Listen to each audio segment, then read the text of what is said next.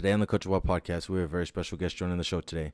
He was a Coach of the Year in the Summit League in 2021 and 2022, as well as leading his team to the championships and winning the trophy, taking it home in the Summit League in 2014, 2019, 2021, and 2022. As well as when it comes to player development, he's developed and produced many all-region players, Offensive Player of the Year players, Newcomer of the Years, a bunch of different things when it comes to the sport of soccer, as well as getting these kids opportunities at the next level playing professionally. Today, we welcome Coach Ryan Bush to the Coach of What podcast. With the world of coaching evolving and the carousel always changing, we're going to sit down with some coaches and we're going to figure out what they coach, how they coach, and most importantly, why they got into this profession. My name is Kason Wilkinson, and I am your host of the Coach's Why podcast. That's a great question. That was my Coach's Why. Welcome back to another Coach's Why podcast. We have a very special guest in the house today. Our first Division I soccer coach joining the show, Coach Ryan Bush of Oral Roberts University. Coach, how are you doing today? Thanks for joining. I'm doing well. Thank you. Of course, man. Of course. I'm super excited for this one. If you guys have listened to the other episodes and you guys know when I get a soccer coach on there, I get excited because soccer is one of my favorite sports to watch. I enjoy soccer. Quick question for you. Premier League guy, La Liga guy, where are you at? Yeah, I'm an English Premier League guy. Okay. And so with that being said, there is a right answer to this and there is a wrong answer to this. Who is your team? Who are we going for? You know, I hate that that's the first question, and it's been a long decade. It's been a long decade for me. I'm a Man United fan and have been since I was a little kid. So since Fergie left, it's been a rough go about. Tough one. Yeah. Okay. It could be Man City. We'd have a different conversation if it was Man City. That's accurate. That's fair. Okay. All right. Man U. Okay. I'm not a huge Premier League guy. If I had to go Premier League, I'm an Arsenal fan, so you probably have some feelings towards me, which is fine. Strong ones, and yeah, we're just starting. Yeah, they're strong. Yeah. You want to hang up now? Go ahead and hang up now. Yeah, I'm more of a La Liga guy, though. I'm a big Atletico fan. I love, for some reason, I love Atletico, and I've always been a fan of La Liga. But I normally don't start the episodes off so hot, but I just had to get that one out of the way. That's for sure. Kind of to get started, Coach, and kind of how I should say always start, but we started a little bit differently than normal. Kind of let myself and everybody else know kind of, a little bit about yourself. So where you grew up and then, when you got involved in all sports, but maybe particularly the sport of soccer, since obviously that's what you're coaching. Yeah, it's interesting. I grew up in Sand Springs, Oklahoma, kind of the west side of Tulsa. So very close to obviously where I coach now. Oral Roberts is in Tulsa. Grew up playing all sports. I'm kind of, my dad coached me in soccer. He didn't know a lot about the sport. And then later my brother wound up coaching me in soccer. And my dad kind of helped start the soccer club where I was from. And now, me and my brother run a soccer club out of that area. So we do a lot of soccer, come from a lineage of coaches. But whenever I was young, I started sports at 4 or 5. Honestly, my first love was kind of basketball, but I played soccer, I played football, I played basketball, I played tennis, I ran cross country, multi-sport athlete. Back in the day, now they cut it off. Back in the day, I did everything and just loved sports. And probably whenever I got into, around the high school age, I realized that basketball was, my vertical was not good enough. So yeah, absolutely. I felt what I belonged to. So I gotcha. Okay. So you grew up in Oklahoma, kind of did all sports growing up. When you got to high school, you kind of started, realizing that maybe soccer's your forte. And I'm definitely going to ask you about the multi-sport question because I think that's a relatively hot topic and maybe not spoken about, but I feel like it's kind of a general approach to today's sports world. So I'll definitely jump into that. But I know you said that your dad coached you, your soccer coach, or your brother coached you, excuse me. But where did you have a chance? So did you get to compete at the next level, at the collegiate level? I played at Oral Roberts University, so I started. Oh, so you're alum. Yeah, I started coaching here shortly after I graduated. Okay. So what was your what was your moment realizing like, oh, I can compete at the next level? Was it going to a camp? Was it just having coaches come talk to you? I mean, what was your recruiting process like as an athlete? And then how did that lead you to the decision at Oral Roberts? Yeah, I don't know if it was. I don't know if it was discovered in a moment. I love the game. I probably was. I wasn't a high level Division One player. I was decent. I played. So I had to fight hard. I think there was a moment in high school where I made the decision that I was going to play college soccer, and I think that was the most important thing, more than me ever real. Because I think that it's funny you asked that question because I run a soccer club, so I'm a senior college coordinator. So I help kids go to college, and everybody are pro. Everybody thinks everybody thinks they're a Division One college soccer player. But there was a moment where I had determined that I'm gonna continue to play the game as long as I can. And obviously, it just so happened that I got to do it at the Division One level. I started at a junior college. Oh, did you? Okay. Yeah, and then transferred my way into Oral Roberts University and competed here for a couple of years before I started coaching. So when it comes to the JUCO side of things, which I'm kind of jumping ahead to, but especially with maybe the potential changes, right, with the 2-year to 4-year whole thing that was kind of been talked about this last year. Did you? I've never asked this question, so I'm trying to word it right. I wouldn't say appreciate it, but do you think that going JUCO first helped you in certain ways, and then prepared you to get to obviously to the Oral Roberts Division One level, and then obviously when it comes to participation and actually being able to step foot on the pitch, do you think that kind of helped catapult you to be ready essentially versus going maybe to that place right out of high school? Yeah, I think 100%. And the topography of recruiting in the Division One landscape has changed. I think there's more competitive parity in the Division One men's soccer game than maybe any other sport. And I might be biased, but I think if you look at it top to bottom, I mean, the worst team in the country could beat the best team in the country on any given day. And that's just kind of soccer. So now, with international recruiting, it's made everything smaller, more competitive. So those international guys are coming over here at 21, 22 years old. So now for American kids, I think some of them are getting out of the game too soon. Like you go junior college for a year or two, you get the experience. Now you're coming in 20 or 21, and instead they're at like 17 or 18, and they're like, well, there's no Division One college coaches recruiting me. And it's like, well, yeah, because they're coaching a Division One team right now with a bunch of 22 and 23-year-old dudes. 3-year-olds. Yeah. Yeah, and they're comparing you to your 16, 17-year-old body. Now, you get into the junior college level for a year or two and physically mature. Now we come, and we have a lot of junior college kids. So now we come back and watch you. But yeah, it helped me. It prepared me. I matured physically, mentally, emotionally, everything that it takes to be a Division One athlete. Yeah, absolutely. And I'm going to touch base on the recruiting side of this. By the way, I'm writing notes down, so if you see me looking down, that's what I'm doing. But my question for you too, because I know you said that like a lot of international kids are coming into the American landscape when it comes to collegiate sports, right? In particular, soccer. Are those kids? I know we talked about maturity and kind of where they sit going into a program. Are those kids more advanced because of maybe some of their, the youth programs they came up in and kind of what those countries, wherever it might be, right, respective country is doing in the youth and developmental stages? Or do you think that it's just because they stuck through with it so long, like you said, they're coming in at 21, 22, 23, so the extra 2 or 3 years of just progression that is putting them ahead, if that question makes sense? Yeah, it's hard to say because it's so situational, Right. Division One soccer is very different than I would say like professional soccer or even soccer overseas. The game's more physical, the game's more athletic. So I wouldn't necessarily say that in every international academy that they're being more prepared.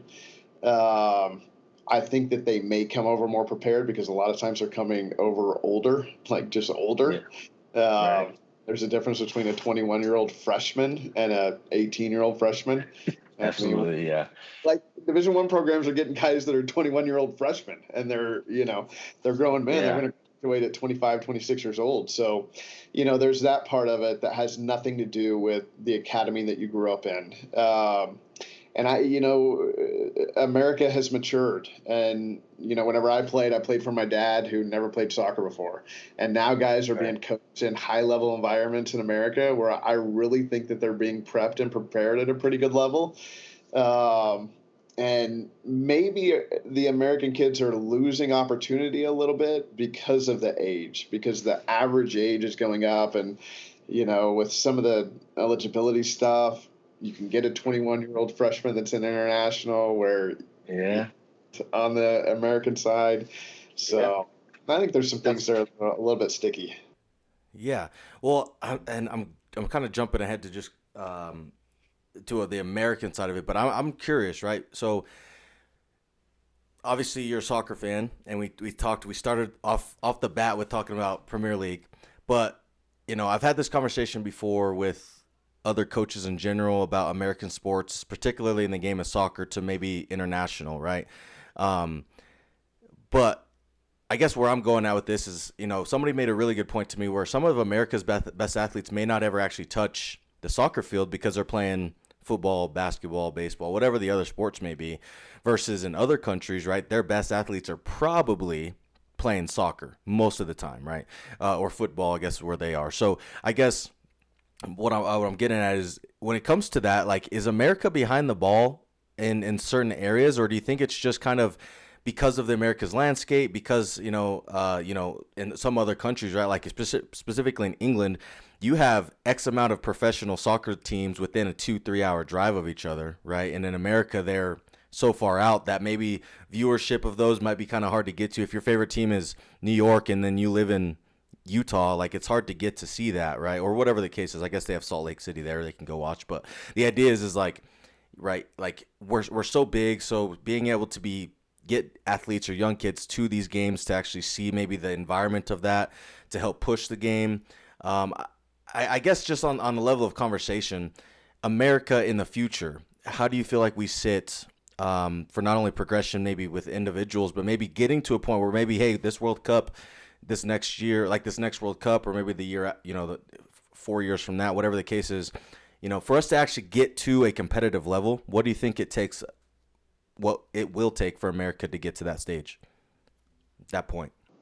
I think you've got to scrap the entire youth structure and the way that it's structured currently. And I'm going to answer your question predicated on just this is just my opinion, and I don't necessarily worship it, but this is just what I see. I'm involved in the youth space at a high level. I've got a soccer club with a couple hundred teams. So I think the pay to play model is horrible.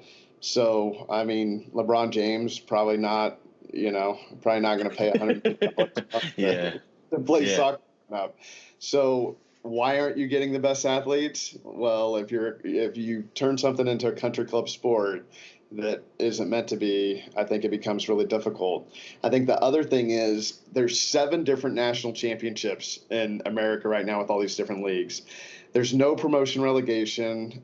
You have leagues that are exclusive. So, you communicate the geographics and stuff. So the right kid might not be able to get in the right league now or not. And it's just not, you need promotion relegation. You need competition. I don't believe in exclusivity because it eliminates competition. And no matter how the team's doing or the club's doing or the players are doing, you just stay in the league because you're a part of the league. Well, that doesn't work if you're going to create competition. So, and whenever everybody at the top is making a lot of money and you're trying to control leagues and they're driven by profit and not player-centered. Yeah, like we've just, there's so many different, I could unpack that on so many different layers. I appreciate that you brought up the pay to play, because I think, like, soccer particularly, right, but I think most sports, like even baseball, has become a play to play in some areas, right, in some high level club. And even if you're not necessarily paying to play, which I guess you really are, to be on a travel baseball team, but like some of the big showcases, right, where kids will go, they have 200-300 kids at one place to be in front of some college coaches, whatever. It's kind of becoming a pay to play, as you mentioned. So I can appreciate you mentioned that. But as a club coach, right, this is kind of where my question for you is like, I know you are doing certain things as a club coach to help kids get to the next level, right? Be seen, be on the radar, whatever the goal is as individuals or as a team or as a program, whatever. But whenever it comes to your club side of things and being a college coach, how do you see that, maybe club progression versus maybe like high school progression? So do you feel like it's important for kids to be in clubs in order for them to get true development, or do you feel like they have to, or do you think that they can get that on their own in America? And then I guess the second part is how do you feel like being in a club helps kids get to maybe the next level, or be seen to get to a point where they, I guess really, yeah, like to the next level? Do you think it's important for them to be in a club? Yeah, I think club soccer is important. Obviously, I mean, that's where you're going to get the opportunity to compete at the levels you need to compete at. I think the league platforms are overglorified, and there's too much emphasis put there and not enough emphasis just on the process of what it takes to be a collegiate player, a professional player. There's a lot of people advertising a lot of stuff that they don't have any clue about because they've never seen the progression of a club player becoming a Division I player, and a Division I player becoming a professional player, or an NAIA or Division II player. Because in soccer, so much parity. Like, there's a lot of guys that are, moving on to into the pro space from even those levels. But yeah, the club soccer world it's very important. It's very important, and there's a lot of chaos and a lot of confusion, and I think that the parents are buying into. We had a kid a year ago who, not this last season, but 2 seasons ago, he finished our college season. He was the number 1 goal scorer in the country, right? Okay. Yeah. He grew up in Lufkin, Texas, playing recreational soccer, and wound up at junior college. We hunted him down somehow. I mean, so whenever I say, like, parents are over glorifying leagues, that kid's playing 2, 3, 4 hours a day on his own in a small town. There's no competition because he loves the game, because he's passionate about it. Mm-hmm. And, now he's on a professional trial. Yeah. Well, I think that goes to just like, I'm glad that's a great reference because, like Neymar and Messi and all those guys who are at the highest level, not even maybe to that level, right? GOAT status. I guess Messi's more GOAT status, or conversation. We'll say that. We don't have to go into that necessarily. But the idea is, like, all these guys who are high level, right? Like, they don't have the club. They're doing it just out of the love of their heart, playing in their backyard, their friends, the neighborhood, and they're working their way to be seen by, obviously, however those scouts are doing internationally. But the idea is they just do it for the passion. So I can definitely appreciate that. I feel like there's some money scheme, not necessarily money schemes, but money grabs out there that are just for money, right? Whether it's a showcase or maybe a club, like the club coaches is taking a big piece of it just because of the fact that, hey, it's extra money, and they aren't really doing what the idea is, what the ultimate goal is, which I guess most coaches hopefully have in their heart the benefit of the kid. Like, they're doing it to help the kids get better, not only on the pitch, but as a person too, right? And that starts from a young age. But I also feel like there are some that's just, hey, I do this because I can't be a coach at a high school or college level, so I'm doing club. And then that leads to, which you don't have to comment on this, but this is just me ranting on it as well. But I feel like there are coaches out there who definitely have that mentality as a club coach, which hurt the kids, I think, because when they get to high school level, specifically, right, I know you said youth, but when they get to high school, they get taught something in club that doesn't necessarily translate to high school, or maybe true, like, higher level organized soccer or football. But also, I just think, like you said, it gets convoluted in a lot of different aspects: financials, logistics, schematics, right? And independently, each kid get taught one thing, technique here, which really is not going to do anything for you when you get to high school or college, because now you have to rework, right? Because that's not going to do you well, or put you in the best place to be successful at that position at this level. So, I love club. I love the idea of club. I love that conversation because, you're a high level guy. Not only club, it sounds like you have a lot of clubs, but also coaching at D1. So you kind of see the ultimate, probably a lot of kids' ultimate goal is getting to your division, right? But there's also a lot of things that prevent kids from getting there, whether it's from development or from grades or maybe just environment that they grew up in, right? The club scene doesn't do anything for them. So I appreciate you diving into that a little bit, and I'm definitely going to jump into some more questions I think about that, but I want to take a step back to the coaching side. I only have a few more questions there because I think like you said that you kind of started coaching relatively soon after your playing days, right? So when did you realize, like, or when did you decide that coaching is what you wanted to do? And what was, whether it was a moment or a coach or something like that, but when did you realize, like, hey, I want to do this? I'm probably about to disqualify myself because I hear that question asked all the time, and people have Do such you? an answer. Like they had this moment where it was like, I wanted to give back and Yeah. impact, whatever it is. And I didn't really have that moment. Honestly, whenever I was done playing, I wanted to keep playing, and I kind Mm. of, I fell into coaching. Soccer was a lot of what I knew. Now I have evolved and transformed as a human and in my mindset since then, right? Yeah.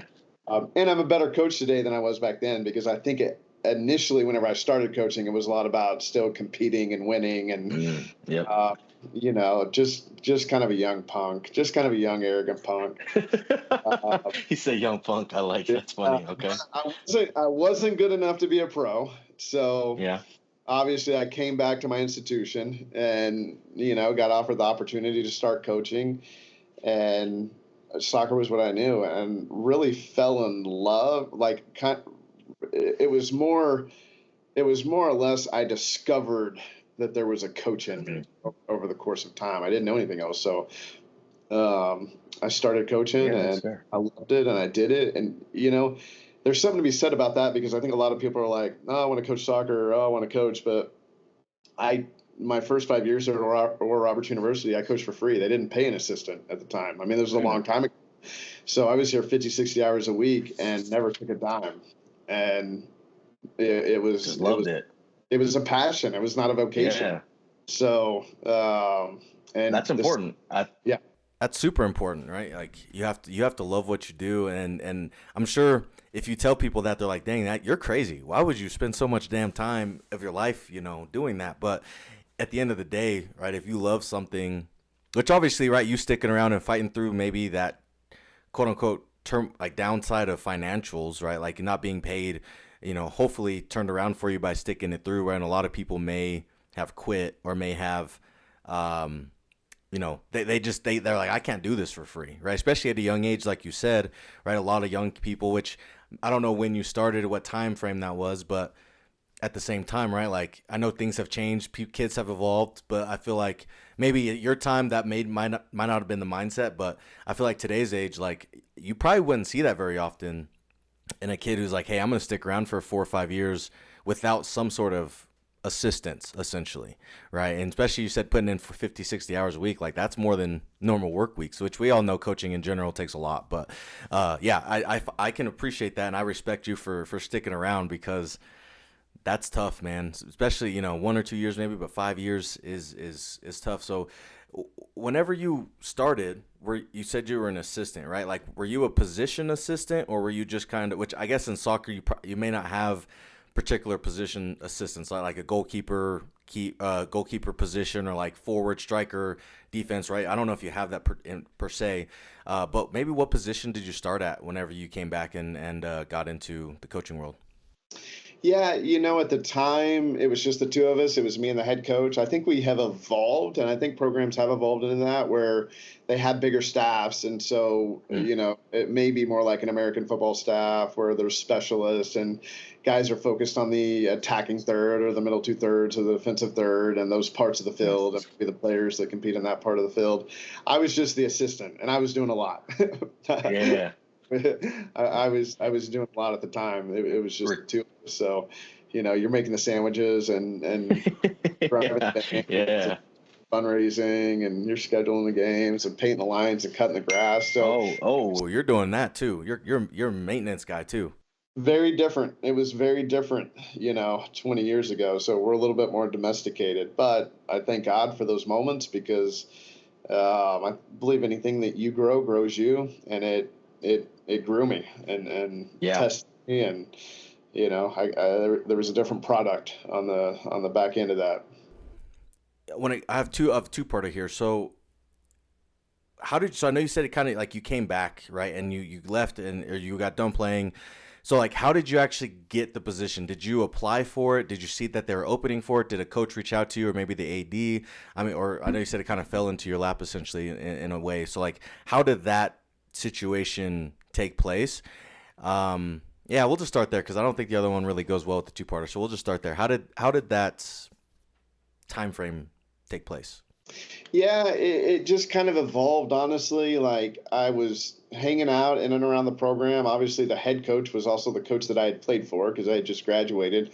So there was a previous relationship. And there was kind of a relationship developing even before I graduated a little bit, where he was bouncing some ideas off of me. He didn't really have an assistant. So, I mean, remember, this was 20 years ago. So there was two of us that graduated together. The other one faded out about 2 or 3 weeks into the season. It wasn't really like it was not paid, right? So it wasn't really like, hey, put in your application to be the assistant. I was kind of just back to serve the program, not really thinking a lot. And then all of a sudden I was all in. And it was just kind of like, honestly, it was just kind of like, oh, there's two of us, you're the assistant. And 5 years later, I'm a college coach. Yeah. You're here, so might as well help out. Yeah, absolutely. I know it sounds strange. We just kind of fell into it, No, it's all opportunity, right? And I don't know if you're religious or anything, and some people are, some people aren't when it comes to like listening to this, but let's say God's plan, right? Like, and so you never like it's an opportunity that happened, and just the idea that you were the guy that coach trusted you at the time to talk to, right? Bounce ideas and do that, and now look at you now. So opportunity, it works in weird ways, right? Paths work in weird ways. So was there ever a coach? It sounds like maybe that coach might have been an influence, but I'm going to kind of do all of your coaching, all of your athletic career. And you might even be able to answer this on like a mentor space, right? Because I'm sure at some point you had a mentor, or you still have mentors. I don't know if you do, but you can answer this in however you so choose. But was there ever a coach who made an impact on your life? And if so, who were they? So it could be more than one, and why? Like, what did they do? Who were they? Why were they so impactful for you? Yeah, man, I think all my coaches. I think back to my 6th grade basketball coach, like Terry Saul. Obviously, Okay. I played for my brother, and that was tumultuous at times because you got older brother and younger brother. And, I was probably a punk of a younger brother.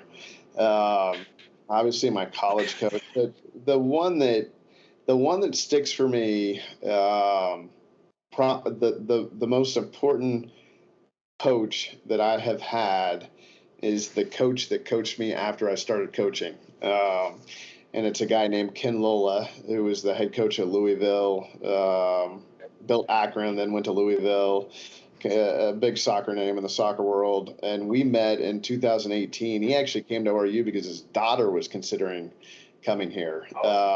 And we just randomly met, and we wound up bringing him on campus for a week, work with me and the staff and the program. And 5-6 years later, I mean, we talk weekly, and he has been the most influential person. And it just so happens that 2018 going into 2019, from that moment, we won some championships and a lot of college soccer games. I've been in the top 25 a lot since that point.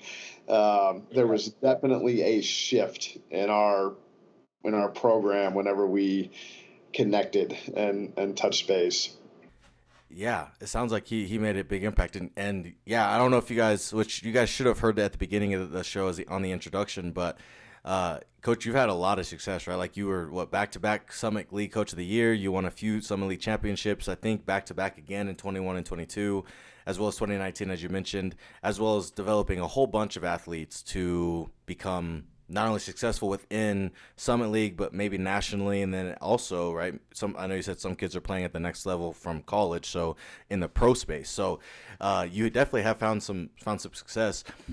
So I guess you probably hear this all the time of like, how do you get there? Which we can talk about a little bit later. But my question is obviously you had that guy come in who made an impact on you, right?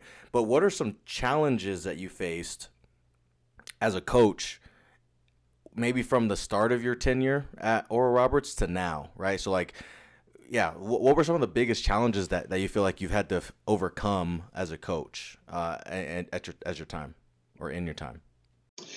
Yeah, it's been full of challenges. Obviously, working for free is a challenge. You got to work so you can work.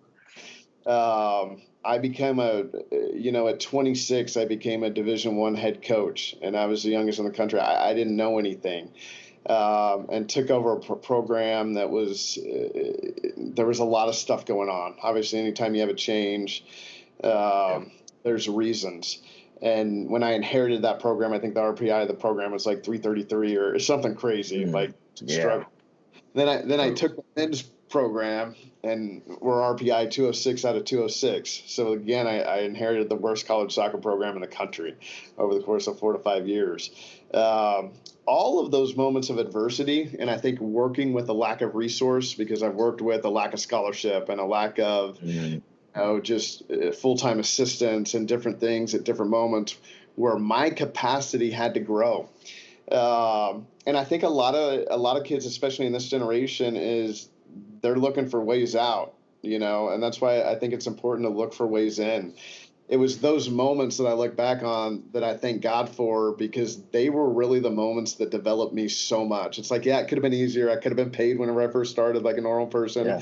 I could have inherited a program that just won a championship or, was fully funded or whatever. Yeah. Right. It just wasn't the case. So I had to learn what it was like to be the head coach and the assistant and the lead recruiter and the fundraiser and the culture cultivator and all the hats, the tactical guy, the technical guy, and the everything that a program entails. But if those moments aren't there, I don't know if you've ever had this, I don't know if you've ever had the profound moment where you're like, when did I become me? Like, how did I become me? And without those moments, I didn't know I was me.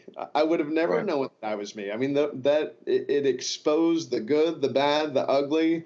And, it really allowed God to transform me into where I am today. And I can't over communicate this enough. Those are the moments. The championships are great, and the amount of games that we've won over the last 6-7 years is incredible. But those are the moments that made me as a coach and really changed me, transformed. Those are the moments that God used to propel me into the next levels and the next dimensions as a leader, a coach, a mentor, all the above. Yeah, I got goosebumps right there. I like that a lot. Yeah. Tough moments in life, right? And they say, they give the toughest wars and battles to God's toughest soldiers, right? And that's what they say, or that's what is said. So, and you had to walk through the valley, right? Like you had to walk through tough times in order for you to propel yourself. And so I can definitely appreciate, you sticking through, as I mentioned, but getting you to this point. And I'm sure now as you're starting to see some of the stuff kind of come to fruition, of all that hard work, right? Going through all those is kind of, as we said off air about, like my little one getting some of those awards as an individual. I know that's it's big, right? But it's small in the grand scheme of things. I guess is what I'm getting to. Like winning is great, but the idea is all those individual things that for you, for maybe the people who've been involved, right, the kids, all that stuff, that's we got through those tough times and now we're starting to see it come to light. It's got to be a great feeling, right? When you look in the mirror, when you come into your office now, you see some of these trophies, you kind of look back at those times and you're like, I would never, but you might have had that dream, right? But if you ask me this year 2 of my time, I don't know. right? Just because of how difficult that time might have been. I'm just kind of speaking. That might not have been your mindset, but it's just one of those things where now it's here, and now you're starting to see all that hard work come through.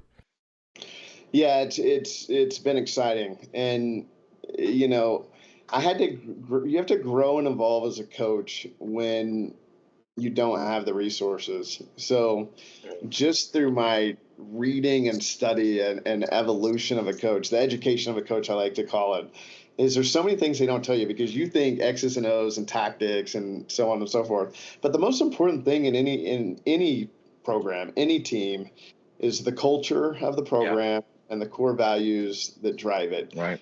And then you've got to get deeper in it, and you got to be thinking about the implementation of the core values and the behaviors that are going to drive those values, and then what that product is going to be at the end of the day. And for me, because you lack resource, you lack scholarship at the time, I became a huge culture guy, and I don't know that I would have ever if I had all the other things in place. I was like, man, I've got to create the X factor. And what I learned on the back end was, like you said, the wins were awesome, and I'm never going to promote losing. Like, we need to win. Of course, yeah.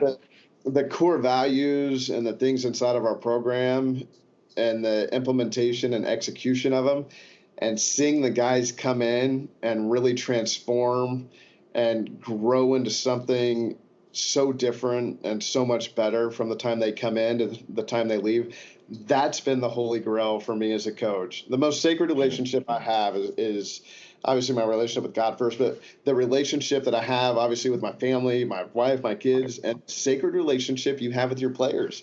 And it's not guaranteed. I mean, you get it for 1 year, 2 year, and you're responsible in those years for their transformation. And ultimately, at the end of the day, yeah. You threw out some stats. We were back-to-back regular season champions, and I just remember that whenever you said it. Those aren't the things that I remember. Yeah. But the relationships, the memories, watching, Reed Berry come in as a young punk, and he was pretty good. He was a freshman All-American. But what he grew into over the course of 4 to 5 years, oh man, that's so much greater than any championship. Absolutely, yeah. I think, sorry, I have so many things going through my head right now. I actually find it, I love that you don't remember your stats, because I feel like I've actually had this conversation actually with some of the local high school coaches and stuff. There's some coaches around here who've had, I wouldn't say shrines, but they have like all of their statistics written down, and they kind of know everything about their careers. And there's some coaches who have won a lot of state titles. They've produced All-Americans. They've produced all these things, right? At least in the wrestling world is what I'm going at. There are some football coaches and stuff that I know, and blah, blah, blah. I guess I know a few coaches in general that have that, but there's a lot of them who don't care. There's the kids that they just want good kids to leave, going to college, right? Graduating first, getting them to the next level if they choose to, but just being good people ready to benefit society in whichever route they go, which is more important. So I love that that's your main focus as a coach, especially as you said. Like, I was laughing earlier though, because you said, like, I think the first email we exchanged, you were saying that you were getting a bunch of transfer portal emails, and you probably still are, but you mentioned, like, you said 1 or 2 years. And I find that, I wouldn't say funny, but if we did this show like in 2019, you would have said 4 or 5 years, like right off the bat, because that's what it was, right? So like, kind of, and I'm jumping ahead, but I'm gonna go into it. But like the transfer portal and some of these things, and I know you said you're a big culture guy, but and these core values, we're gonna start there. You say you have a core values, you have standards, you have some things within your program that you try to hit every year, and that's kind of bare minimum. This is what we're gonna live by. So like, how do you get that into a kid to develop, and maybe even development of a kid, but obviously this buy-in that we talk about, how do you get that into a kid when you only have, right, like 1 or 2 years, or maybe they came from, this might be a kid who's been at the JUCO level, so he went there for 2 years. Now he went to another school as their, let's just say they truly have the 2 or 3 years right now. So they went somewhere as a junior, didn't like it, didn't fit, whatever. Now you're their third program in 3 years, right? And so trying to get them to buy into those values as well. So like, if that makes sense, how are we getting that into the athletes, and then also developing them whether it is for 4 years or maybe down to a 2-year time frame to, not only meet the core values, but to continue the success that you've found? Yeah, it's a great question. And yeah, I don't like the transfer portal. I don't Okay. have one player inside of my program that has played college soccer for another NCAA Division I school. And I've had assistants, role players across my desk, and I'm like, yeah, no, I don't want their culture infiltrating my culture. And I'm not saying that I would never, but I don't. Fair. Um, when our kids arrive on campus, and this is whenever they arrive on campus, there's also things that Right. we do on the front end. They get a 40-page culture booklet. So there's a lot of clarity. 40. Sorry.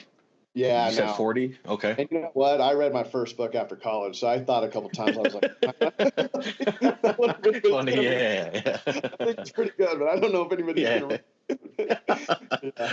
You spit out your coffee. You were thinking, man, Yeah. I didn't know how 40 to page, read. yeah. Yeah, I didn't know how to read right away, Coach. My bad. I just signed up for that. Yeah. So what that booklet does is, one, I can't emphasize it. Our core values are in there and the behaviors that drive it, because core values don't mean anything if there's not practical implementation, stuff that we want the guys to do. And if they can't see the final product, obviously at the end of it, what our expectations are for what they become. Right.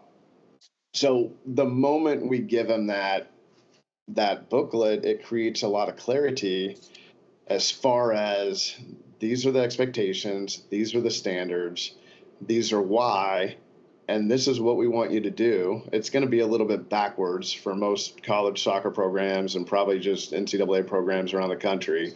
But this is the why behind it. And this is the final product. And Yeah. we live in a culture and a society where everybody's trying to be something, but they're not willing to become it. And those are two very, you can get on social media and you can act like you're something that you're really not. We are becoming is it's actually one of our core values. So we take them through a pretty sophisticated goal setting process, and they set their goal on bottom and their processes on top, the 3 to 5 processes that are going to drive that goal. And then we use that as an example of it's like a microcosm of the entire culture booklet, because it's built on process, right? I mean, ultimately, at the end of the day, the result's going to be the result, predicated upon how you focus on that process and the attention to detail of it. I'm not going to bore you with the 40-page booklet, but if you were to ask the question, all of our kids know every single one of our core values. There's a lot of clarity, and they know what the expectations are whenever they step inside of the locker room, whenever they step inside of a classroom, whenever they step inside of the game field. And it's a proactive approach. Like we're taking the thinking out of it for them. If the referee makes a bad call, this is how you interact with it. If your teammate takes your playing time or kicks you at training, this is how you interact with it. If you lose a game together and you get yelled at together, this is how you interact with it. This is how we do it. Yeah. And the hardest part, if you've won 5 games in a row, this is the greatest adversity you're going to face. So this is how you interact with the adversity of success, which is a massive one for, programs that are successful that want to continue to be successful. I love that. By the way, you wouldn't bore me with that 40-page. I might actually have to ask you for a copy just for my own personal betterment of it. But no, I actually really enjoy that you do that, right? Like you take the thinking out, as you mentioned, and I think that that's a big piece of success at any level is like, okay, I'm finding success. How do I work? Like, how do I keep my mind on the right track, right? Like I mentioned, and I say this not only to my athletes, but to really anybody. Like we can't get too high, we can't get too low. So in those bad moments, right, we take a hard loss. We're 6-0. Now we just had a loss, right? Or whatever the case is, we're in a slump. Whatever the situation is, that's a low. So, but we can't drop there and expect to go back to where we want to be, but then also higher, right? And then have that roller coaster of emotion. Like that's bad for your mental individually, but like as a team, I feel like that's also tough too. Like obviously you want to ride the highs, but riding the high doesn't mean that we're way up here just for us to fall. In my opinion, right? I could be wrong, but in my opinion, I feel like we keep that same that same level head of steam, no matter how high or how low we go, right? It's just like being a good sport. We have to know how to win, but we also have to know how to lose, and then how to continue that process down the road. How do we interact with parents, or I should say, with your parents, with your coaches, with your teammates, with your teachers, whatever the case is. Like, we have to understand those things. So, just in my opinion, right? But like keeping that level head, I think is, I guess level head, that level energy. I don't even know how you want to put it. That level train, right? Without going too high or too low is important. So I like that you break it down for kids. So I can see how that really, especially if you're doing that right off the bat, right? Because I'm assuming as a soccer team, you're coming in before the students actually get there, right? I would assume you're probably in there. I don't know when you start school, but maybe the first week of August or maybe even earlier than that, I would assume. So you have a little bit of time to really like kind of individualize, or maybe like as a program focus on what you guys got to do, kind of break, cut their teeth essentially before they have to worry about school and all the other dynamics of, the semester, right? So when it comes to that, and this is my final question about actually, since we're already on the recruiting process, let's just talk there. One of my questions I like to ask now is like, what's something you've taken and implemented into a program? But I think I'm going to jump ahead and just talk about recruiting a little bit. So I know you said you don't have any D1 kids or other D1 programs, right? When that they might have been looking to go in the transfer portal or that have played other places. So I know that it's kind of I'm assuming that's a preference thing. I know you said that you just don't want maybe other cultures infiltrating yours. So now, does that mean that I know you said you have a lot of JUCO guys, or you had a lot of JUCO guys. So like, how do you get those type of kids from JUCO to your program? Maybe even like NAI schools, maybe they're looking to transfer. I don't know if you do that, but ideally like other next level programs, let's just talk JUCO. Like, how are you looking for them? Do you have relationships that you've built over time with coaches that kind of know what athletes you're looking for? Are you kind of recruiting, especially since they have in other cases, they have 2 years left, so you're kind of bringing in maybe maturity that you might need. Are you bringing in positionally, like, oh, we need somebody who has experience that can step in right now type of thing? Like, if that makes sense, like, what's your mentality going after a JUCO guy or, another next level guy to come into your program versus maybe a high school athlete? It's not really a mentality.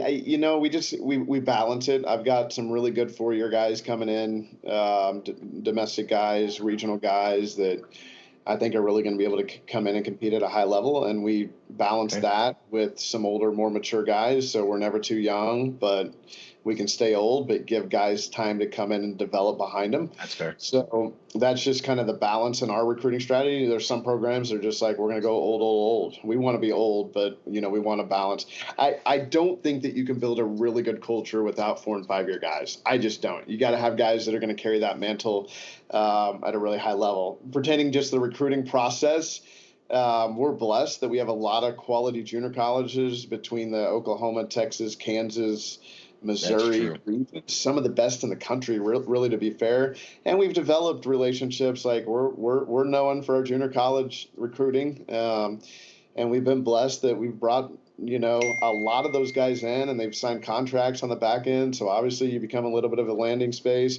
But we've done we do a lot of work early on in the season of. Obviously building our own team because you're in your championship season, but we watch a lot of soccer, a lot of junior college soccer, and kind of go through what I would call the evaluation process of narrowing down guys that we're really interested in before we start getting references and doing the research. And I think one of the reasons we've been successful in that space is because we're so far ahead of just game evaluation at a certain point. Yeah, you do the time. So, I mean, I've been told that collegiate recruiting, right? Like, I know coaching in general takes a lot of time. The relationships, the X's and O's, the practices, right? Maybe that take a lot of time. But the true 9 to 5 of coaching at college level is the recruiting space, right? And that's what I would assume, right? And that's just within each process of what that is, the phone calls, the resources that it takes to get kids to, whatever, phone calls, emails, like you said, film evaluation, things like that. So, like, how do you, as you mentioned earlier, balance your time of looking at college JUCO guys and then looking at the high school guys who are also that are going to start fitting that build, or I should say that smaller breakdown, I guess. I'm trying to figure out the what the hell? Oh my gosh, bro! I'm having my brain went dead. The narrowization, right? Like you're narrowing it down to that group of guys. So like, how much time are you spending? There we go. Between the JUCO guys and then the balance between the two spaces. Thank you. I'll just leave it there. I don't know why I can't talk right now. It's a great question. And for us, I'm big on system and process. So we just, as a staff, I've got a domestic recruiter, and then I've got an international recruiter that also does the junior college space, because there's so many international guys inside of the JUCO space.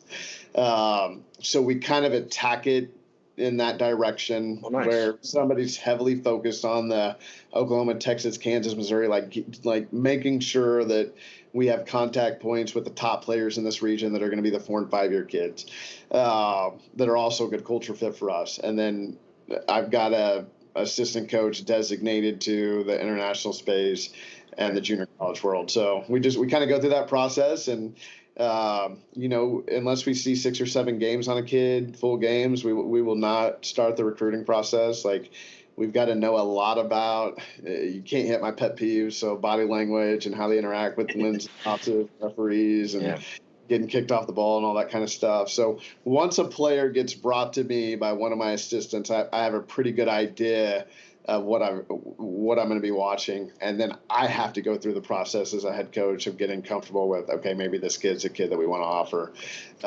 And we've got a list of 6 questions that we ask, and you got to pass those 6 questions, and if you don't pass them, we move on.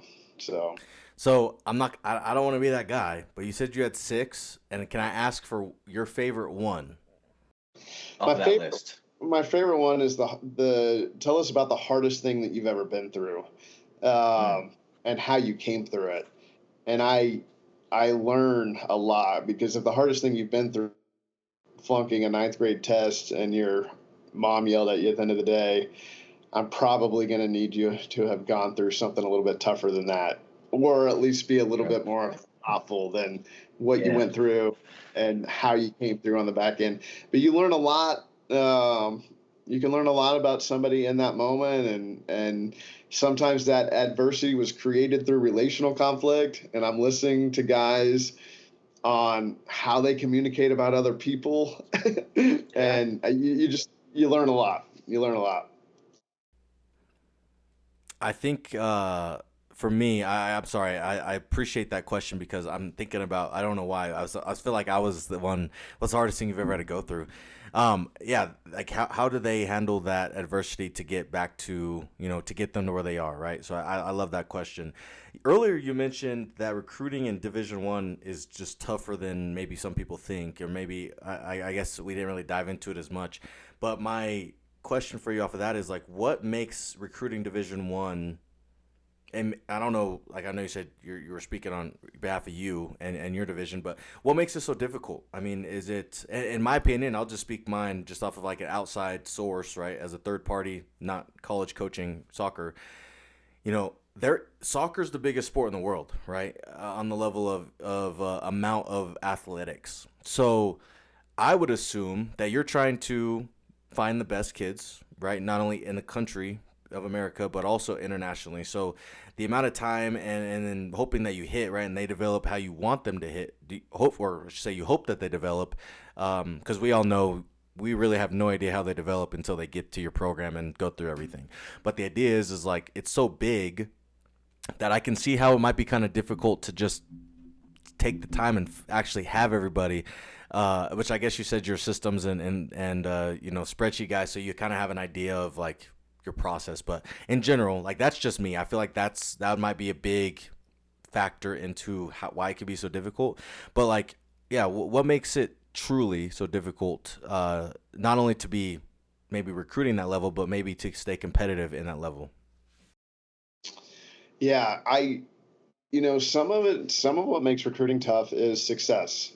And we've kind of gotten into a place where I think the last 5 or 6 years, we've poked in and around the top 25. We were ranked in the top 25 all last year, I think the entire season. So you're getting into an arena where you at least I believe we're a top 40, top 30 program year in and year out. So you're recruiting to a standard that's pretty high. We've won a lot of games. And then you're recruiting to a culture where the standard's really high. And then you're recruiting into a space where we believe we can compete for a national championship. Right. And our conference was the second best conference, third best conference in the country this year. We had a team play in the Final Four, and we played them twice. And I think if you watched the game, you may have thought they were a little bit better, but it was a really good game. And who's that team who made Final Four? Denver. Oh, Denver. Okay, yeah.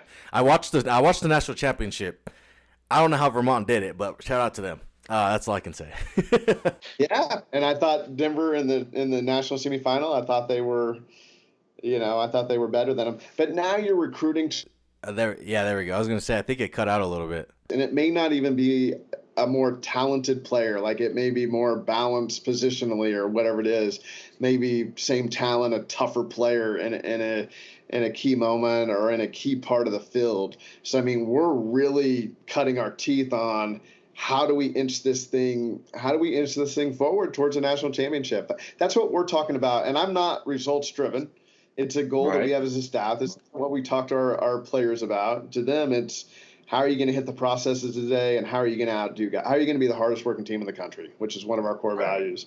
But from a staff standpoint, we believe we can do it at the highest level. So obviously, whenever you're recruiting to that as a mid-major program, you're about to do hard. You're about to put in a lot of hard. Well, I think that I know you're not results driven, but like I just had this conversation the other day with just a friend of mine. Like the older you get, the more results matter, right? Like obviously in college, still only a certain amount of people are going to the next, like professionals, right? Signing contracts. So you still have to do the most important thing, which is create good or help with good, make good individuals. But it still matters, right? Like when you get to a high level, and in this case, Division I's the highest level of college athletics there is. Like even though you still have like that underlying, or I should say, like the idea of being the individual and helping individuals become good, that underlying, like metaphor or visual, like, hey, we need you to win, or we want you to win, right? And obviously college football probably is the worst in that. You have 2, 3, 4 years tops before you kind of start getting the hot seat, and maybe even shorter than that, right? And it takes time to build a culture. So I just feel like I the vision that you have, I can see that. And you're right, like, and people who don't watch soccer, I feel like, and maybe are not fans of soccer, don't understand soccer, I feel like they don't understand all the game dynamics that go into a game, right? Like pace, right? Like pace is big in soccer. If you want to be a counterattack team, if you want to be just, you're down 1, you're up, however you start a game, back when go from a 3-5-2 or a 4-3-2-1, back to 5 in the back, whatever your schematics be or may be, it's all for maybe particular team or maybe particular part of a game, right? And then it's like, well, I don't want to watch this defense just pass the ball back and forth for 8 minutes to try to wind out the game. But that's a game management idea to where they might just be trying to set something up for defense, or, I guess in that case, their defensive shift or maybe an offensive shift for you guys to attack or whatever the case is, right? Like there's a lot of things that go into a soccer game that may not be seen by people. So like when it comes to you, and maybe kind of there'll be a two-parter here, but we'll just I'm assuming you can just answer this yes or no. I'm assuming you recruit for positions that you need, right? Like if we're graduating 8 guys this year, we're trying to recruit not only the guys who can be just as good, if not better than them, but who can develop into maybe other positions if needed. I'm assuming that's a yes, right? That's kind of how you go about okay. So now when it comes to like your schematics of a game and maybe like the development of game management, are you choosing your schematics and, formations, whatever the case is, based off of who you're playing? Like if you were to go play Denver, right? Like, or whoever you play, right? You're in the tournament, you're playing Duke or whatever the case is. Are you changing your formation based off of them, or are you just changing some of the game management things to hopefully they'll change before you? Like, I guess kind of on the X's and O's side of things, how do you manage that side of things, but particularly when it comes to your formations and how you go about those? Yeah, it depends. I mean, typically we wouldn't change a formation for a team. I'm not saying we would never do it because we want to win and we're not that Yeah. prideful. I can't really remember very many times we've done that over the last 5 or 6 years. Now we may change like the schematic. Maybe you're talking about the tactics, like our line of confrontation. Like we may go higher, or lower on the field in the same formation. May try to attack different parts of the fields depending on what the other team does. But rarely would we change a formation. Now we may change personnel inside of the formation, predicated upon strengths and weaknesses of the other team, but for the most part, we're in the same formation. Same idea. Yeah. Okay.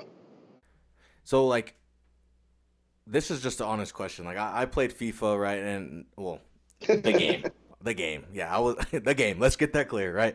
But like as a soccer fan, right? Like some of the defensive schemes that maybe go, right? Like they're up 2-0 and there's 10 minutes left, so they drop from their traditional formation to five in the back, right? It maybe not be a true five in the back, but they might have been running a four, like I said, 4-1-2-1-2 or whatever, and then maybe they kind of transition more to a 5-3-2-1 or whatever the case is, right? So like whenever you are in that position as a coach, and I've never asked this question, so forgive me if it's like a ignorant or like naive question. I don't really know how to word it, but like how do you kind of attack that, right? Like they started one formation and now they changed up the formation to that might be more of a defensive hold against your offense, kind of maybe it's your personnel or maybe it's how you're attacking or whatever the case is. So like how do you attack those type of defenses that might be truly putting up a hold on you? Is it just hoping for a game break, or are you changing paces? You changing, like I guess that's my question is like, how the hell do you do that, and how do you break through those things mid game? Yeah. No, it's a really good question. And we, 5 of the last 6 years, we've been one of the top 5, top 10 offensive teams in the country. So we've had teams sit back on us because of our speed and pace and athleticism and the ability to transition forward quickly, which is, I think, kind of what we're known for. I think if, Right. now a different coach may tell you something different, but I think most of them, whenever they scout us, they're scouting us that this team's going to be quick in transition and lethal on the counterattack. And, we've talked about different areas of the field and ways to break teams down whenever teams get deep. And we go through a lot of game scenario training, or if a team does Okay. this, we're looking for these spots. And if they go deep, now obviously we can't counterattack because there's not enough space in behind. So, Yeah. uh, we want to try to break the game open here, or maybe get a numerical advantage in this zone. We talk a lot about zones. So try to get numerical advantage in this zone. So if we do give it away, create a little bit of chaos, and then on the counter press, we win it back quickly, and then try to get forward while they're discombobulated. So almost Yeah. use sometimes giving the soccer ball away where we've got numbers up situations to try to win the ball back quickly, where they're pulled out a little bit because they're trying to sit, so we're trying to pull them out. So there's a little Yeah. bit of chess that goes into, and I think I'm not going to sit here and say that I'm the best tactical coach in the country. There's a lot of great coaches out there, but I think we're pretty sophisticated in our approach and ability to be able to adjust and adapt to the tactics of the game. It sounds like for you, like you're also confident in your coaching and your skills and your staff and your athletes, right? So like being confident that you can put whoever out on the field, or say, sorry, the pitch. And I have to get that right. I can't sound like I don't know soccer. So on the pitch, confidence is key, right? And if you can kind of relay that down as a coaching staff to your athletes to have confidence, and whether you're down 2-0 or you're up 2-0, like you can go score. You can go score, you can go stop them, whatever the case is.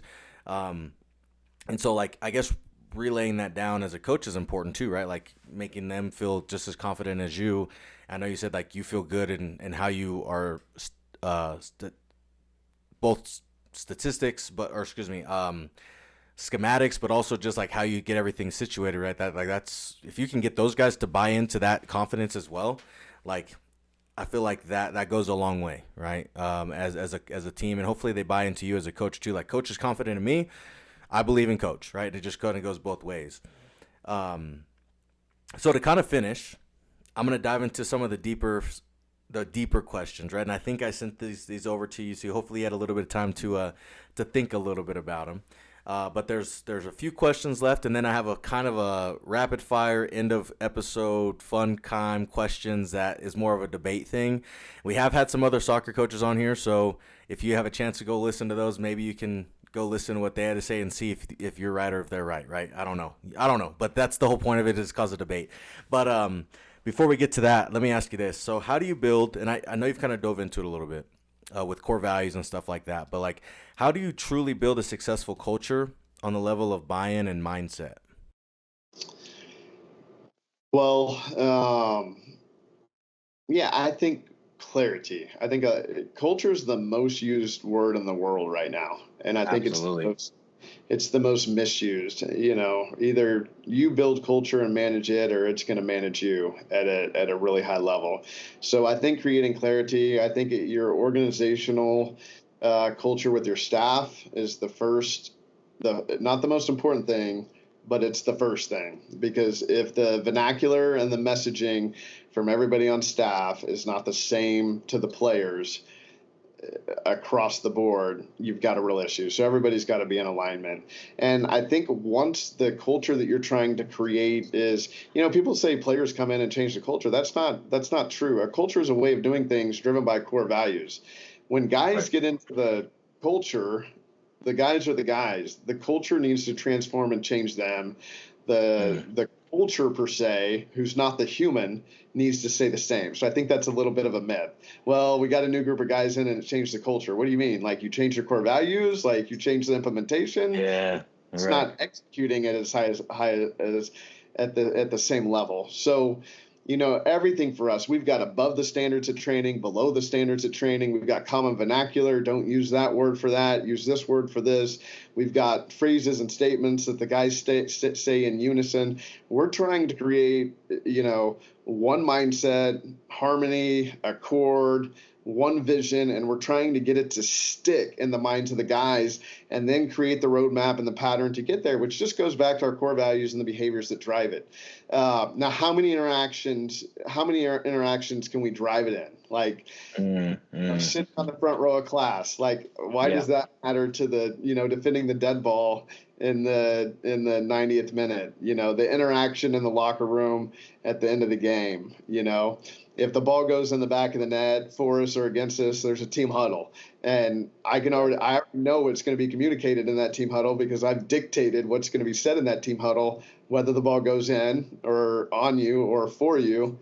We already know what the messaging is going to be inside of that team huddle. So we're constantly trying to dictate the tone and rhythm of our culture and who we want to be through culture, our way of doing things, right? And we're just trying to make it very rhythmic. We're trying to structure it in as much as possible. But then obviously in the game, the game demands some freedom and Yeah.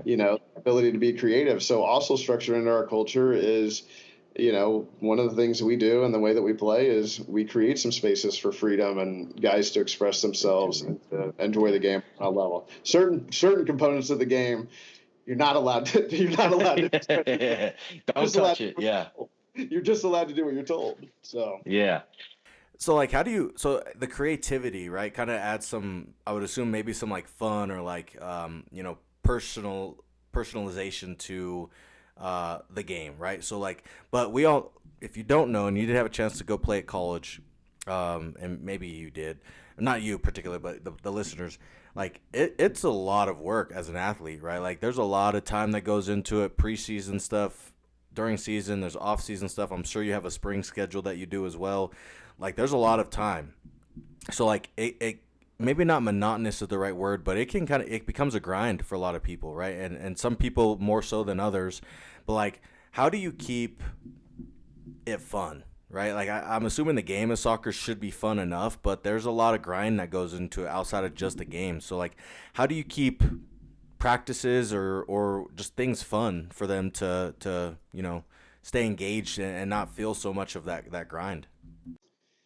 well, it's a great question, and I don't know, because I'm not really the fun guy. So I'm just going to tell you what I did. I'm probably, I, God bless my wife. I'm probably just not the funnest Friday night, date night. Okay. Pretty serious, pretty down to business.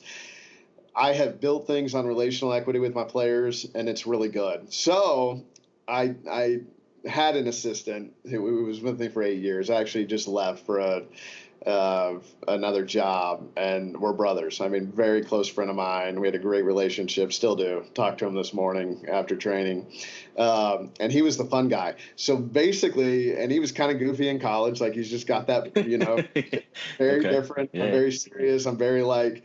We're not taking days off. Like there's no, the guys are eating broccoli before the game, maybe one piece of rice. Very, I'm the structured side and he's the fun side. And one of the things that he added in the program was just doing a good job of creating fun games to, maybe begin training with and really at the right time, like at the calculated time coming up at that moment where the guys are laughing and joking and there's a high level of energy created, and maybe just alleviating the stress. Pressure is a privilege, and I know that's cliche, and I know I didn't make it up, but also people are never going to play their best if they're just feeling the pressure all the time. You need pressure to be your best, but how you deal and feel with the pressure really dictates how you're gonna play. And if you're feeling the pressure, if everything is predicated on win and loss, and it's not built on the process of becoming great and the process of doing your best. I mean, you hear the best in the world say it all the time. I mean, failure propelled me to greatness unless you get stuck in it. So he did it. I feel like one of the things we've done a good job of inside of our culture and as a staff is to get in those guys that can create that moment. And we have them. Yeah. It's organically built in, but we've built some stuff in that are some pretty cool, pretty fun things that we do on road trips and, at training right moments to just kind of bring us back to the reality of one of the reasons we play this game is the joy and the fun that it brings and just being a part of a team. And ultimately, at the end of the day, we have each other. And we only have each other for one season because the team's going to be new. So we got to enjoy it while it's here. Enjoy it. Yeah. I like that you implement those games, and I feel like I've heard the pressure as a privilege quote before. I don't know, but it sounded familiar. But it's been a long time. I feel like, anyways, that I've heard it. But with you being at the highest level, I know this is not part of it, but I have to ask this. But like you, as you mentioned, kind of before we even started the show, I think you mentioned like you've done a lot of public speaking, so I'm sure PR is something that you've had to become good at, right? Like good relations for public relations, good image, right? Whatever the case is, just talking to people. But like along with that, like along with the pressure, right? I know it's a privilege, but that usually means that you're doing something right as a program most of the time, right? Whether it's a individual, right? Maybe a kid is really good, but then you bring on another kid who's just going to create that in practice competition for them to both get better, right? As a coach and as a staff, you're starting to kind of prepare yourself to, like you said, like you had the worst program that when you started. Now you're fighting to be top 25. You're kind of consistently in that top 40, right? But top 25 is kind of where you are. Long story short, you're getting there, right? So like as a coach, and I think this is going to help a lot of coaches out. But like, how do you deal, and how do you as a coach kind of deal with the pressure, but also like handle the pressure to make sure that you, can stay on path to for that success.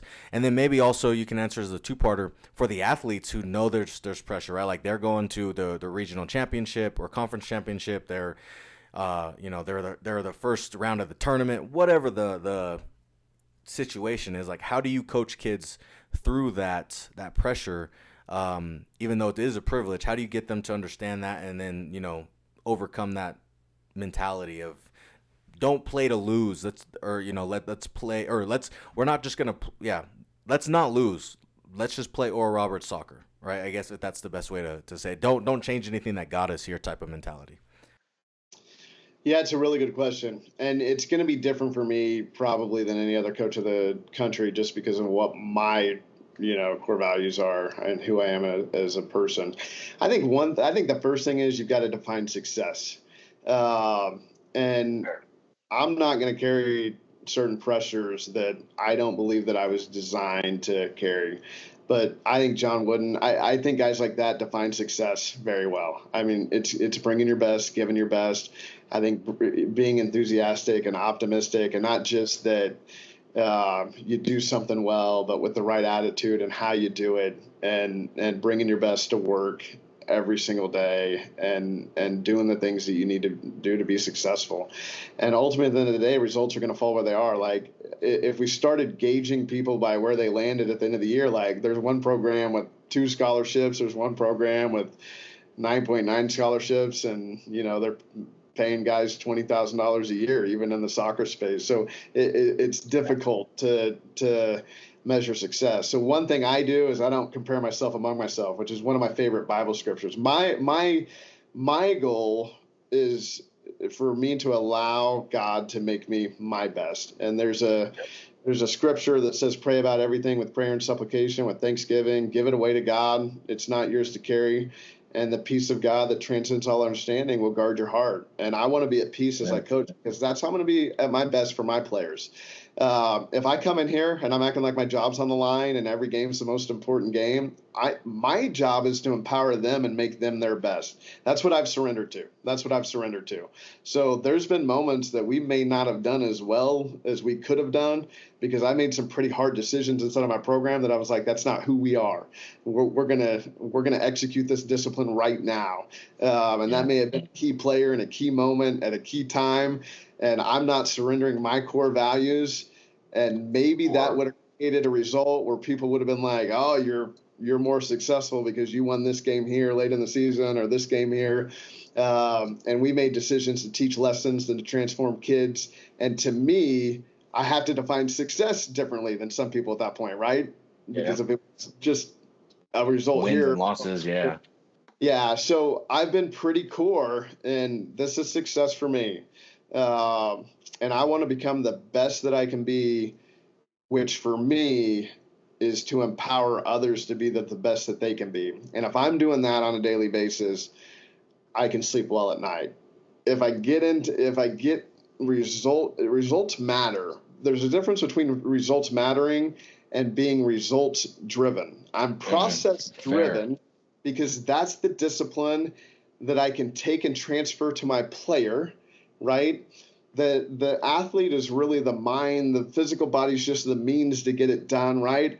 I'm coaching the mind. It's not that I'm not giving them physical tools. I'm coaching the mind. I'm transforming the mind. I'm changing the mind with the way that I'm interacting with the athlete. And ultimately, at the end of the day, if the player has a different mindset whenever they leave my program, they're going to approach either their professional career, whether it's soccer, whether it's being a doctor, whether it's being a nurse, hopefully with something on the inside of me that I gave them that wants to go help other people become their best. And it's when you take on that mindset, when you really embrace, because I think a lot of people are saying it, I don't know if they really believe it, because then you interact with them and it's like, but if you really buy into that and you take on that mindset, there's nothing better than just not thinking about you all the time and your results and your success and your accolades. Like, really, like, it's just not about you. And if it can become about people get out of their mind. They deal with their mental health issues. Like, they get out of their own way. They get out of their own space. You're just not thinking about you. You weren't. My belief is you weren't created for you. You were created for God and created for other people, and making them love God, love others, and better. One of the greatest successes is just surrendering yourself so you can make other people great. Absolutely. Yeah, and I love how you said that, you surrender everything, and, whenever you can give up your stresses and put it upon Jesus, right, or God, and you're praying those off of your chest and off of your shoulders, giving them away, you don't have so much on your plate, right? And obviously they all work themselves out anyways by prayer and by giving them up, right? And by doing that doesn't mean you may not have that still like stress in the moment, but you just know that you don't have to stress about the outcome as much, right? Like, you still have to go through those individually. So I love that. I really do. That was powerful. I like that one a lot. I really do. Thank you for sharing that one. So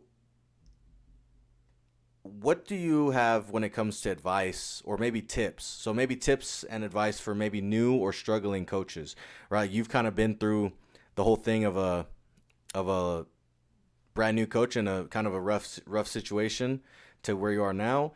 You've also just, you've kind of, I'm sure you've kind of seen a lot of different things as a program. So what kind of tips do you have for new or struggling coaches? Oh man, just so much. I would say number one, there's no such thing as a great job.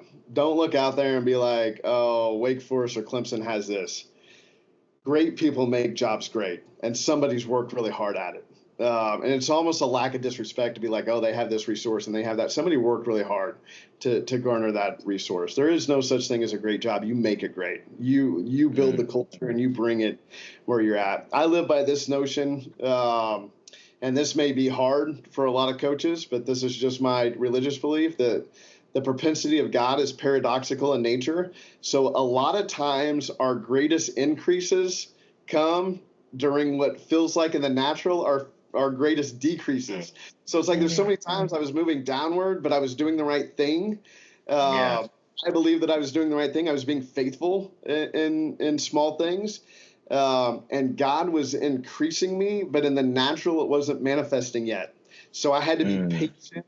And we throw out these scriptures or we throw out these quotes sometimes that it's like, yeah, but it really is the reality of things that when we are being pushed down and really pressed on every side, that those trials and those tribulations and those moments really become defining moments. And it's all predicated upon the decisions that we make. Somebody told me one time, they said, sports builds character. I'm like, does it? Like, there's going to be some guys today that go smoke weed and throw the ultimate frisbee around or play disc golf. Like, that's not building. Yeah. I'm not saying anything about it, but that's not building character. Sports is the crucible. And what it does is it exposes character. And what you do with what it exposes really determines what you become on the outcome. Now, as a coach, I've got to take on that same attitude. Most coaches I know, they have excuses. My administration doesn't understand. I don't have enough resource. I don't have enough of this. I mean, I look, brother, I've done it with nothing. I have no excuse. I am focused on what God wants me to become, and ultimately some stuff is going to manifest. And how important is your attitude whenever things aren't going well, your capacity to continue to learn and grow and execute the right things, knowing that later on down the road you're going to get a better you're going to get a better product if you continue to do it right. But complainers are remainers. You start making up excuses, you start complaining, you start remaining, you start excusing yourself from moving on to the next level because of the external factors around you and what you think you have and what you may not have. And I think that's where young coaches lose it a lot. They just emotionally exhaust themselves on, being results driven. That's why I'm profit driven, but results matter. Absolutely. I love that quote, by the way, the results driven, you're not results driven, but you're process driven. I think that's also the case in like life too, not just sports. If you're a salesperson selling cars, you have to have a process, and you have to understand like the car sales will come if you solidify your process, right? If you're a nurse, which I guess it might be kind of hard in those type of fields, but like you have to do the correct process. The more process driven you are and the better you do there, right, the more lives you'll save. So I guess it kind of works in everything, right? Same thing with lawyers, whatever. So I love that a lot. And I can really respect the fact that you've kind of opened up about some of your church beliefs and I should say biblical and spiritual beliefs, because I think that's a huge factor. I was actually thinking when you were speaking about it, I'm like, man, it'd be kind of cool to have like maybe a subtopic on this podcast where I get coaches on and we talk about like Christ through sports and kind of how that's done, just because it's been weird the last few, maybe not weird, but the last few coaches I've talked to, God and the Bible have come up quite a bit. And it's so interesting to me because I just started going to church, and I've said it a few times before. I just started going to church like last August, so almost a year now, at least consistently. And it's just so crazy how some of the things in my life have changed. I mean, there's still a lot of things that like I have to, obviously you'll never be a perfect person, right? You just become a better person. But it's just like, it's one of those things where like I could tell the passion in your voice, and I think that that's great. And so I got passion for it. I was listening to him like, I wrote down more in the last 3 or 4 minutes about when you're talking about that than I did the whole beginning part. So I love that for sure. So thanks for diving into that. And I think that that's a great tip and advice for coaches is to focus on those areas of your scheme and your everyday, and everything else will come.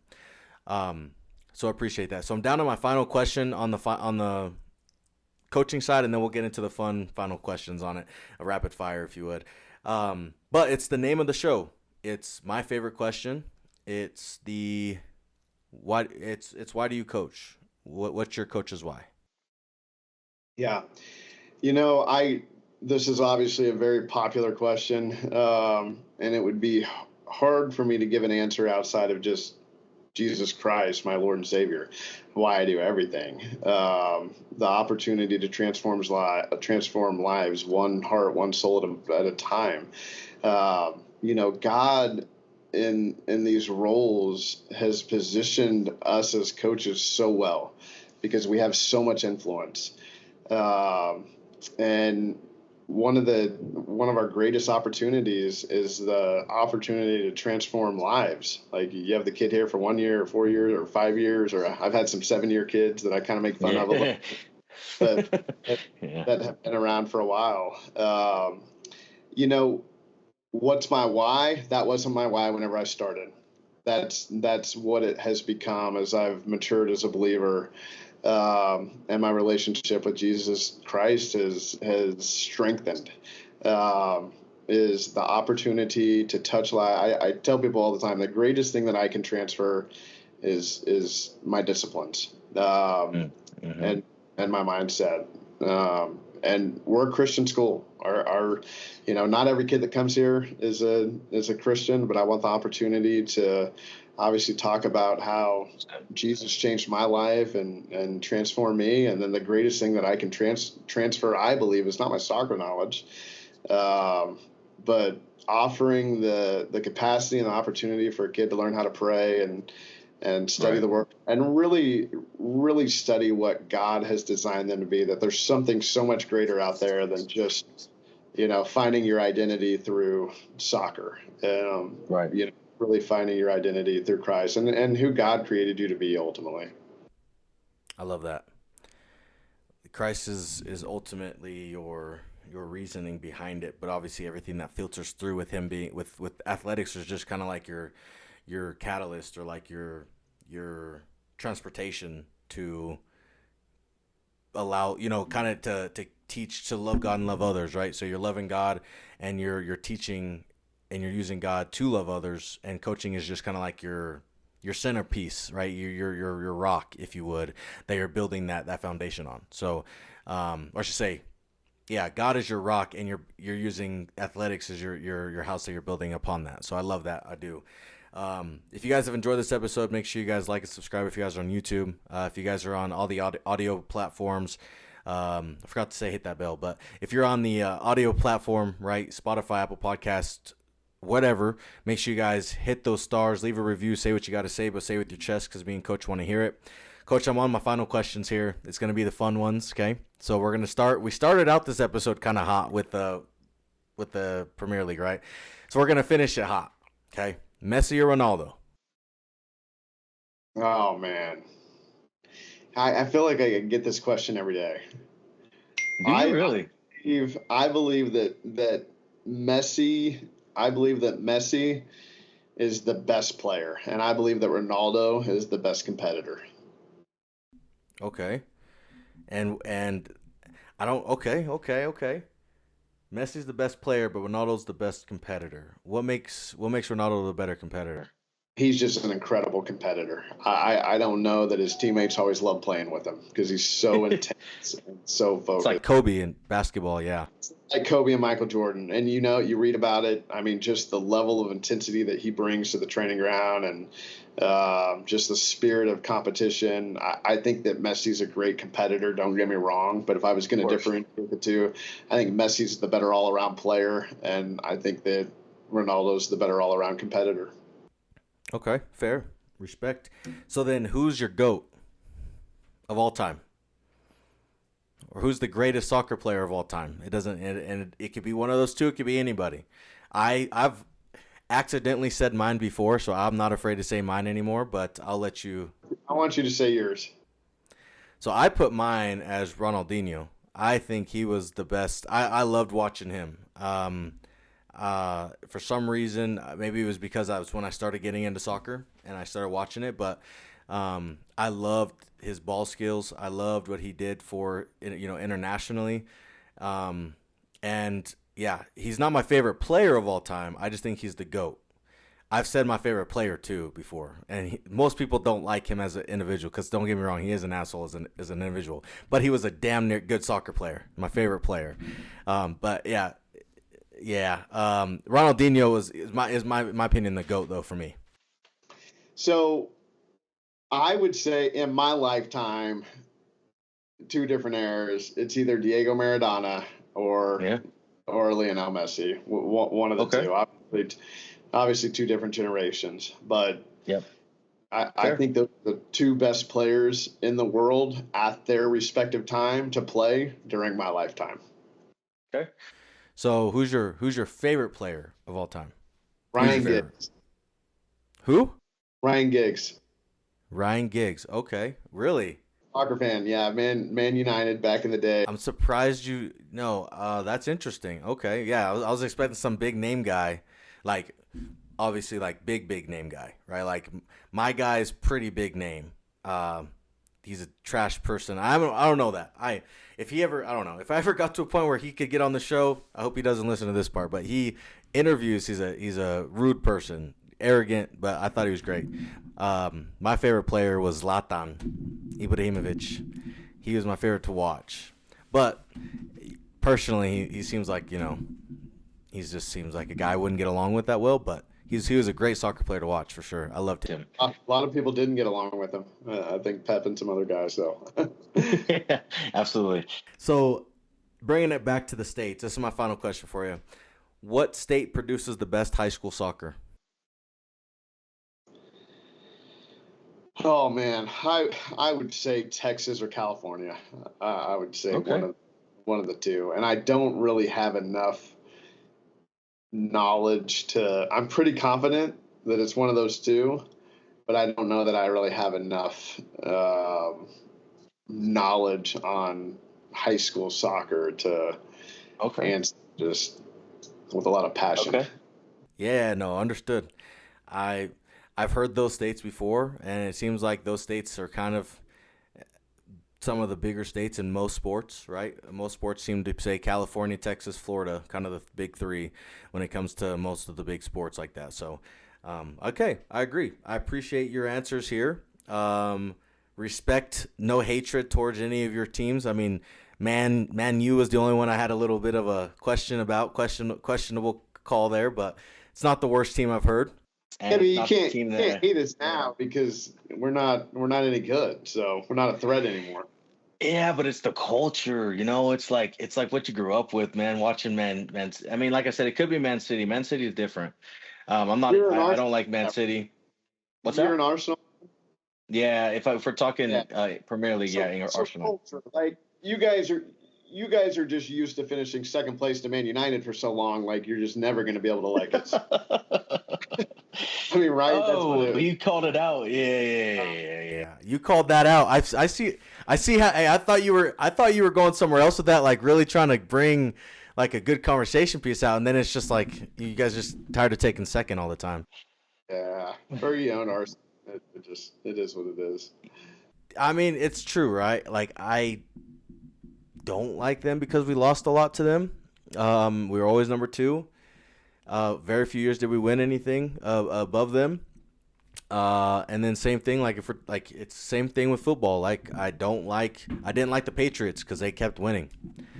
Not like my team was good at anything in football, but yeah, I'm you've hit a core there clearly. I got my hands came together.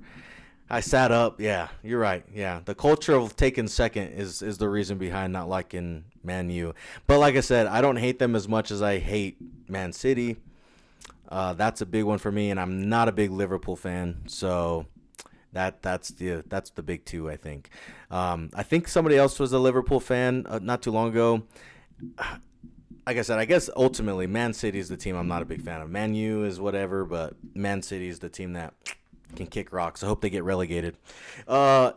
Anyways, so Coach, I really appreciate jumping on here today. Thanks for talking soccer and or I should say football and just talking your game and your recruiting process. And I hope you guys who are listening to this enjoyed this one. But Coach, thank you so much again for taking the time to talk to me today, and I really appreciate it.